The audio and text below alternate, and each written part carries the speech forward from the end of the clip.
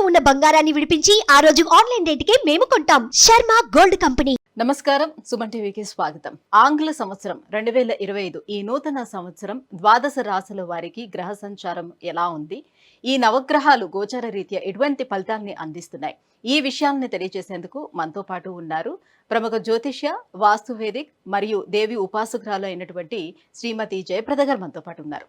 అమ్మని అడిగి మరిన్ని విషయాలు తెలుసుకుందాం. నమస్కారం. నమస్తే అమ్మ. శ్రీమాత్రే నమః.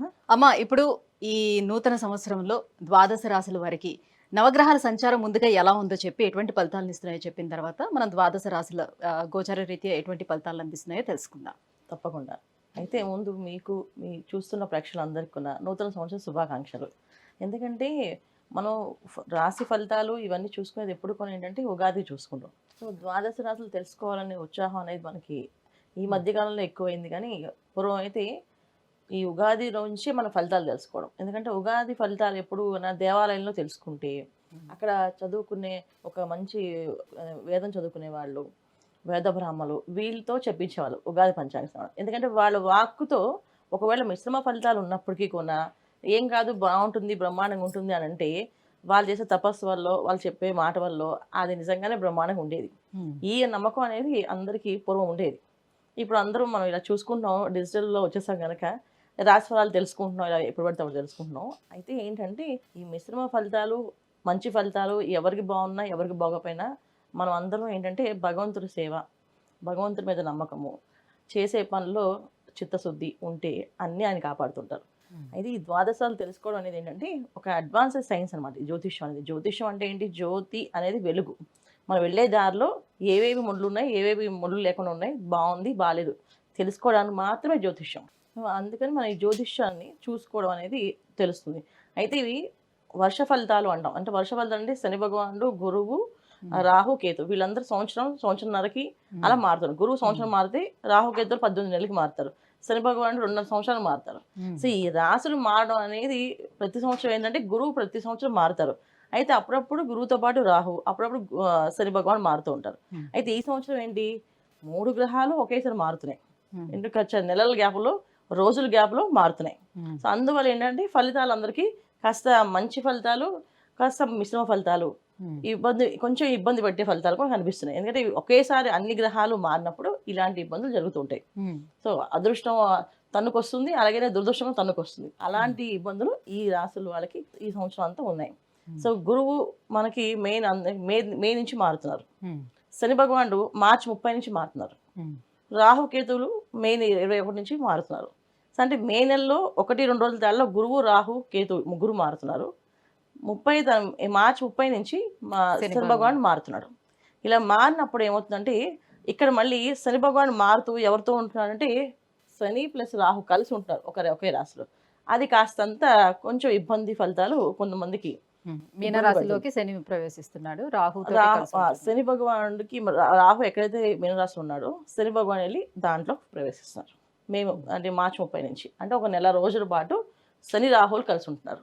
అదొక కొంచెం గోచారంలో కాస్తంత ఇబ్బంది. తర్వాత రాహు మారుతాడు, మళ్ళీ కుంభంలోకి వెళ్తాడు. ఒక నెల రోజులే, మే రోజు రాహు మారుతున్నాడు, మార్చిలో శని భగవాన్ మారుతున్నాడు. ఈ మార్చి 30 అంటే ఏంటి, ఇక్కడ మనకి 3 నెలల రోజులు, ఏప్రిల్ నుంచి మళ్ళీ మే, అంత పెద్దగా ఉండదు. కాకపోతే ఆ ఉన్న 2 పాపగ్రహాలు ఒకే స్థానంలో ఉండడం వల్ల కాస్తంత ఒక ఊపు ఊపితే అందరినీ కాస్త ఇబ్బంది పడతాయి. కొంతమందిని కష్టపడితే కొంతమందిని మంచి రంగంలోకి లాక్కి వెళ్తాయి. ఇలాంటి సిచ్యువేషన్ జరుగుతుంటే వాళ్ళ జాతకంలో వాళ్ళ జాతక చక్రంలో దశ అంతర్దశలు యోగిస్తున్నాయి. అంటే ఇవి 2 కలవడం వల్ల మంచి ఫలితాలు, యోగించట్లేదు ఈ 2 కలవడం వల్ల చెడు ఫలితాలు ఇవి కనిపిస్తున్నాయి అన్నమాట. అది సో మనం చూసుకోవాల్సింది ఏంటంటే ఏ రాశి వాళ్ళు ఏం పరిహారాలు చేసుకోవాలో తెలుసుకుందాం. అమ్మ, మరి మేషరాశి వారికి ఈ 2025 ఆంగ్ల సంవత్సరం ఎలా ఉండబోతుంది? నవగ్రహాల సంచారం వీళ్ళకి ఎలా ఉంది, ఎటువంటి ఫలితాలను ఇస్తున్నాయి? తప్పకుండా మేషరాశి వాళ్ళకి జనవరి నుంచి చాలా బాగుంది. ఎందుకంటే వాళ్ళకి ఇప్పటి నుంచే డిసెంబర్ నుంచే బాగుంది. లాభస్థానంలో శని భగవాన్ ఎప్పుడైతే వచ్చారో వీళ్ళకి అప్పటి నుంచి అన్ని పనులు చాలా బ్రహ్మాండం జరుగుతున్నాయి. అయితే ఏంటంటే ఇక్కడ శని భగవాన్ లాభస్థానంలో ఉన్నప్పటికీ కూడా వాళ్ళకి పనులు అవుతున్నాయి అంటే ఎందుకు అవ్వట్లేదు అంటే శని భగవాన్ కొంచెం ఆలస్యంగా ఇస్తాడు. లాభంలో ఇస్తాడు కానీ కాస్త ఆలస్యం. ఏది ఇచ్చినా స్ట్రాంగ్గా ఇస్తాడు. ఒక ఇల్లు ఇచ్చినా ఆ ఇంటి కోసం 10 ఇల్లు తిప్పి ఒక ఇల్లు కొనుక్కుంటారు. తిరిగే ప్లేసెస్లో మనకి లాభంలో వస్తున్నా రాలేదు ఏంటి అనుకోకలేదు. సో ఆయన ఇస్తాడు కానీ కొంచెం లేట్గా ఇస్తాడు, లేటెస్ట్గా ఇస్తాడు. మార్చి 30 వరకు లాభస్థానంలో ఉన్నాడు కనుక బ్రహ్మాండంగా వీళ్ళకి పనులు అవ్వడము. తర్వాత చాలా మందికి కొన్ని సమస్యల నుంచి బాధపడుతుంటారు, అంటే ఎవరికి చెప్పలేని సమస్యలు ఆరోగ్యం విషయంలో. ఈ ఆరోగ్య విషయంలో సమస్యల నుంచి బయటపడే అవకాశం కూడా శని భగవానుడు అది కూడా మార్గం చూపిస్తాడు.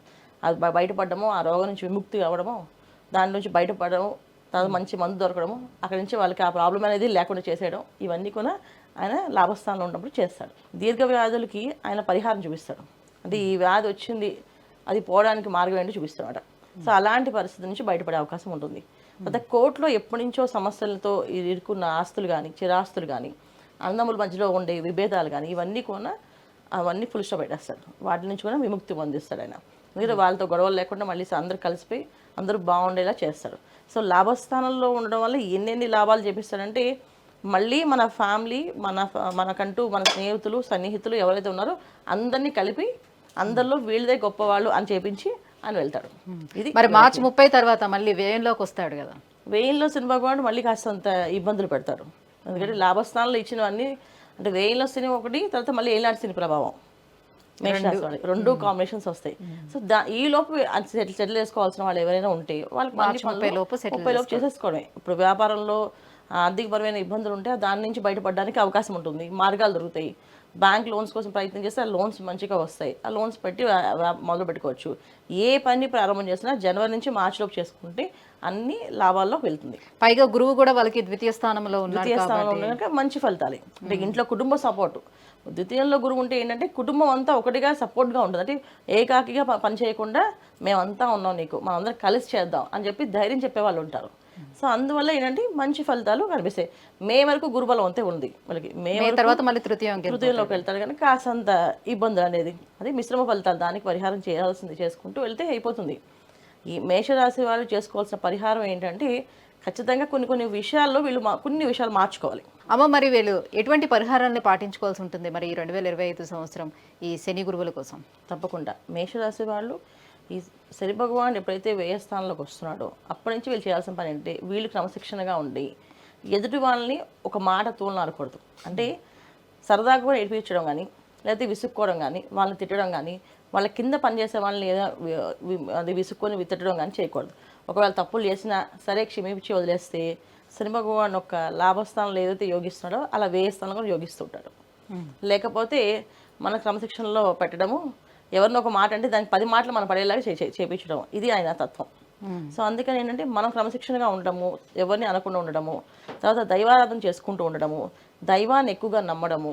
దైవాన్ని నమ్మడం అంటే ఎక్కువ హనుమాన్ చాలీస చదవడము, హనుమాన్ చాలీస చదువుకుంటూ వెళ్ళడము, ఒక క్షేత్ర దర్శనం చేసుకోవడము, శివాలయానికి వెళ్ళడము, లేకపోతే శివక్షేత్రాలు, శ్రీశైలము, అరుణాచలం, ఇలాగ క్షేత్రాలకు వెళ్ళడం, దర్శనం చేసుకుని రావడం, ఇలా చేసుకుని వస్తూ ఉంటే ఈ సంవత్సరం అంతా మంచి ఫలితాలు వస్తాయి. ప్రతి నెల ఏదో ఒక క్షేత్రానికి వెళ్ళి దర్శనం చేసుకొని వస్తే ఆ నెలంతా ఆ నెలలో వచ్చే ఏదైతే చెడు ఫలితాలు అవన్నీ పోతాయి. ఈ మేషరాశి వాళ్ళకి మే తర్వాత వచ్చే ఏవైతే ఇబ్బందులు ఉన్నాయో మే నుంచి ప్రారంభం చేసుకుంటే ఒక్కొక్క క్షేత్రానికి ఒక్కొక్క నెల వెళ్ళి ఆ క్షేత్రంలో నిద్ర చేయడం, అక్కడ కాస్త అభిషేకం పూజ చేయించుకొని రావడం, వాళ్ళకి ఆ నెలంతా పాజిటివ్ ఎనర్జీ వచ్చేస్తుంది. ఇది వీళ్ళు చేసుకోవాల్సిన పరిహారం ఈ సంవత్సరం అంతా మంచి ఫలితాలు వస్తాయి. అమ్మ, మేషరాశి వారికి ఈ 2025 ఆంగ్ల సంవత్సరం ఎటువంటి ఫలితాలను నవగ్రహాలు అందిస్తున్నాయి, ఎటువంటి పరిహారాలను పాటించుకోవాలి, ఈ అంశాలను తెలియజేసినందుకు ధన్యవాదాలు. నమస్తే అమ్మా. శ్రీమాత్రే నమః.